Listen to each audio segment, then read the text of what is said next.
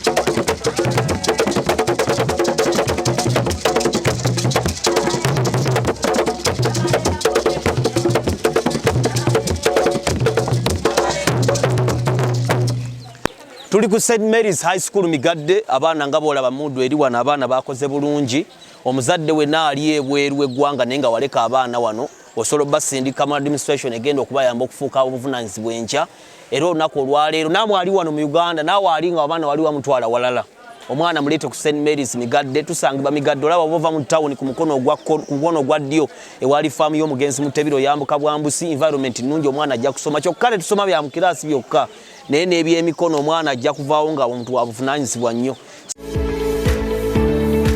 St. Mary's High School Migadde ly'essomero lya secondary erya O ne A-level. Tusomesa abaana okuva ewaka kw'ossa n'ab'ekisulo era nga tulina ebisulo eby'omulembe ddala. Tulina abasomesa abakugu abeetegefu okusomesa abaana mu misomo gyonna egya arts ne sciences. Tulina computer lab, science lab kw'ossa ne library ejjudde ebitabo. Tutumbula ebitone by'abaana okuyita mu kuyimba, okuzina n'okuzannya emizannyo. Okwo nno kw'oteeka okusamba omupiira, okubaka, okudduka n'ebirala bingi. Tulina omusawo omutendeke ajjanjaba abaana. Tusange Emigadde nga waakava e Matugga oba osobola otutukubirako ku noti 752 46 78 72 oba ku noti 773 19 noti 5 3 okuwandiisa abaana kukyagenda mu maaso.